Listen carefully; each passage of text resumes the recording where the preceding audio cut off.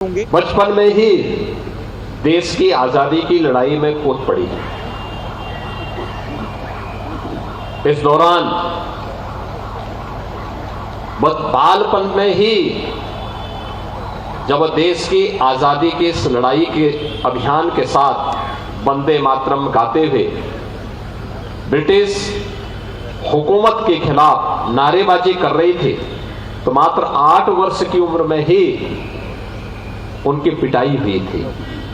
यानी उस समय की पुलिस और ब्रिटिश पुलिस उस समय उनकी पिटाई की। घर आकर के उन्होंने अपनी मां से शिकायत की, तो कहते हैं मां ने कहा कि नहीं, देश की आजादी के लिए इस प्रकार की मार को सहने का आदी बनना पड़ेगा। और इससे वह और मजबूत हुई और देखते ही देखते देश की आजादी की इस लड़ाई में भारत छोड़ो आंदोलन के उस अभियान में उन्होंने बढ़ चढ़ करके भाग लिया। यानी एक स्वतंत्रता संग्राम सेनानी के रूप में,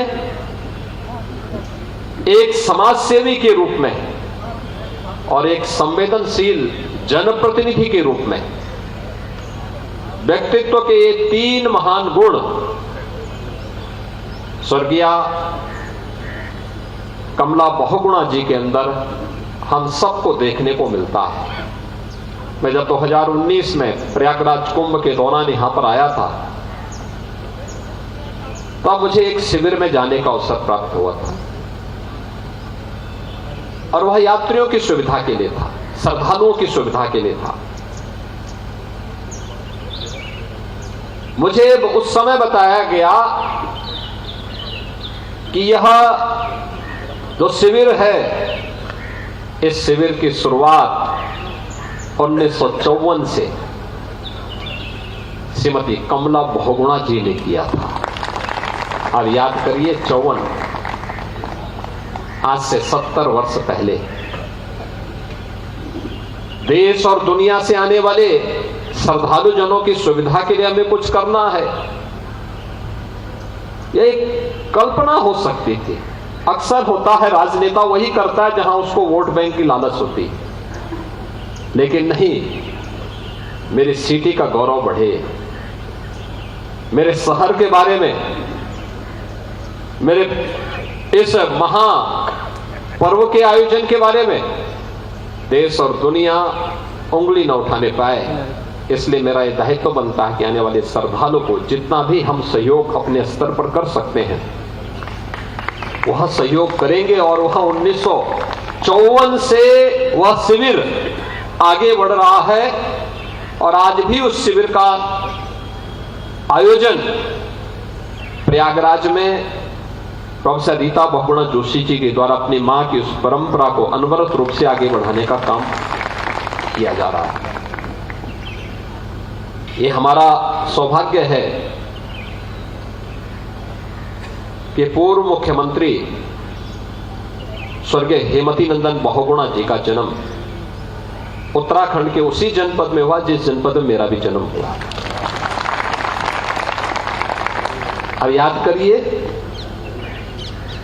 जब अपनी बचपन की पढ़ाई के बाद वे अपनी आगे की शिक्षा के लिए प्रयागराज आए, इतना दुर्गम क्षेत्र में उनका जन्म हुआ, वहां से कोटद्वार की दूरी तय करने में उस समय उनको 2 से 3 दिन पैदल चल करके, बचपन में एक बालक वहां से चल करके और फिर वहां आता है, वहां से फिर उन्होंने प्रयागराज की दूरी तय की।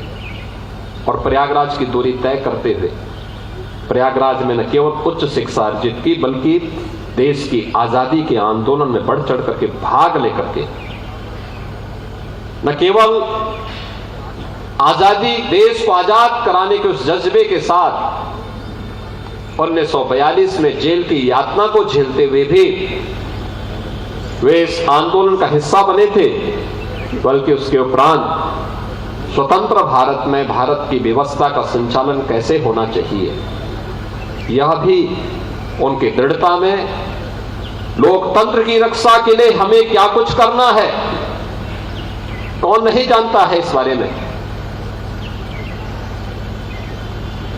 कि बहुगुणा जी तो उस समय मुख्यमंत्री थे, लेकिन उन्होंने सत्ता छोड़ी थी। श्रीमती कमला बहुगुणा जी जेल गई थी और फिर 1977 में सांसद बनी। यानी जहां पे देश का प्रश्न होगा, लोकतंत्र का प्रश्न होगा, उस समय हम लोग किसी भी मुद्दे पर आगे आकर के देश के बारे में सोचेंगे। यह जज्बा उस परिवार में रहा है। आज जब उनकी प्रतिमा का, यहां पर ये मेरा सौभाग्य है कि पूर्व मुख्यमंत्री स्वर्गीय हेमवती नंदन बहुगुणा जी की भव्य प्रतिमा का अनावरण उनके शताब्दी वर्ष में लखनऊ की योजना भवन में करने का अवसर भी मुझे ही प्राप्त हुआ। और आज जब श्रीमती कमला बहुगुणा जी की इस भव्य प्रतिमा के अनावरण का प्रश्न आया, तो शताब्दी महोत्सव में भी यह अवसर मुझे ही प्राप्त हुआ।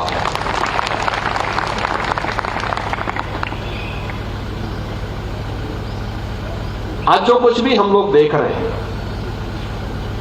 विकास का जो खाका है, नए उत्तर प्रदेश का दर्शन कर रहे हैं आदरणीय प्रधानमंत्री जी के मार्गदर्शन में, उनके नेतृत्व में। इसकी नींव हमारे इन सभी महान नेताओं ने उस समय रख दी थी जब संसाधन नहीं थे, साधन नहीं हुआ करते थे, उस समय रखी थी। वही परंपरा आगे बढ़ रही है। और यहां पर ठीक बोल रही थी प्रोफेसर रीता बहुगुणा जोशी जी कि हम इस होटल के पास ही जो घर थे, उस घर में रहा करते थे। उनके कहने का पीछे का उद्देश्य ये भी था कि वे चाहते तो उन मकानों को खरीद सकते थे। परिवार प्रतिष्ठित परिवार था। प्रदेश के मुख्यमंत्री के रूप में, केंद्रीय मंत्री के रूप में, शासन के विभिन्न महत्वपूर्ण दायित्वों का निर्वहन करने के बाद भी कभी भी स्वयं के लिए अर्जित करने का भाव नहीं रहा, देने का भाव रहा। देश के लिए, समाज के लिए एक जज्बा रहा। और याद रखना, वही स्मरणीय बनता है, वही स्मरणीय बनता है। नहीं तो प्रयागराज में तो सैकड़ों एकड़ भूमि पे तमाम भूमाफियाओं ने कब्जा किया हुआ है। और देर सवेर तो खाली होना ही है।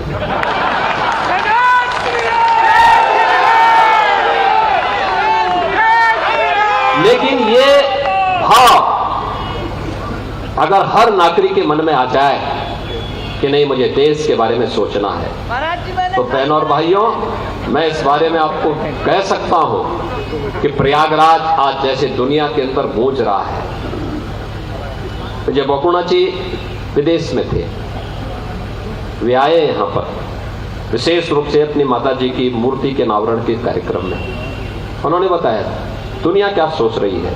हर एक, यानी जो भाव 1 वर्ष पहले अयोध्या के लिए था, आज वो प्रयागराज के लिए है। हर दृष्टि प्रयागराज की ओर देख रही है। हर एक की आत्मा इस समय प्रयागराज की तरफ है। और प्रयागराज के महाकुंभ के बारे में तो कहा जाता है कि मनुष्य तो आएंगे ही दुनिया के, लेकिन मनुष्यतर जीव भी और तमाम उन योनियों में जन्म लेने वाले, वहां पर रहने वाले देव योनि की जुड़ी हुई आत्माएं भी इस अवसर पर प्रयागराज कुंभ को उसका साक्षी बनने वाली है। इसलिए प्रयागराज को उस भव्य रूप में प्रस्तुत करना, प्रयागराज को उस दिव्य रूप में रखना, स्वच्छ प्रयागराज की परिकल्पना को साकार करना, प्रयागराज को इस ऐतिहासिक अवसर पर उसी भव्यता के साथ प्रस्तुत करने में हम सब सफल होंगे।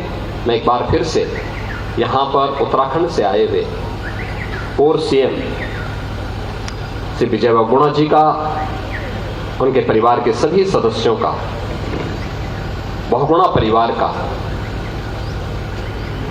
हृदय से अभिनंदन करता हूं। मैं धन्यवाद देना चाहूंगा प्रोफेसर रीता बहुगुणा जोशी जी को,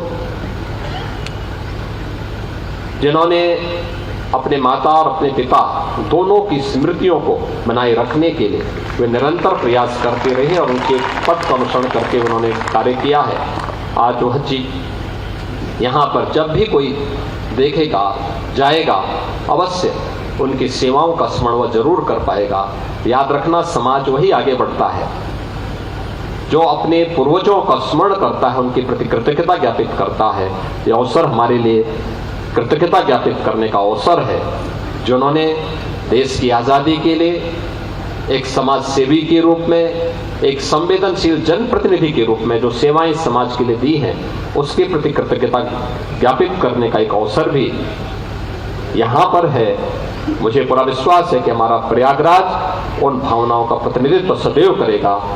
आप सबको मैं एक बार फिर से स्वर्गीय कमला बहुगुणा जी की स्मृतियों को नमन करते हुए विनम्र श्रद्धांजलि अर्पित करता हूँ।